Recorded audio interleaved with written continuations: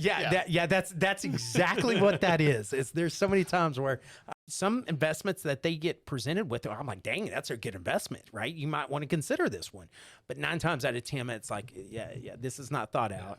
This is somebody asking for a handout, and they're not going to use it for the right purposes. But it's just slow down. Yeah. They think that because they've never had money and that all of a sudden they do, that it's going to burn a hole in their pocket and they're going to lose it tomorrow. So they got to do something with it because they're in that mindset. Let's figure out what your risk tolerance is.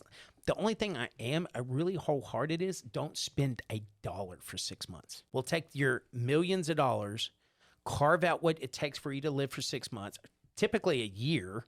And we're saying don't spend any in 6 months, period. Here's 6 months worth of income. Go enjoy life and get back to normal, get back to new, mend the wounds, right? So if you got $15,000 in credit card debt that at 25%, you're not going to make that in the market in a bond. Go pay that off. That's 100%, right? Everything else that is low interest, right? Even a car payment, let's just carve that out and spend 6 months or a year to analyze whether we need to pay it off, because 9 times out of 10, they pay it off. And guess what they end up doing anyways? Go getting another vehicle, right? So why are they paying it off? They could just trade it in, before they pay it off a year from now.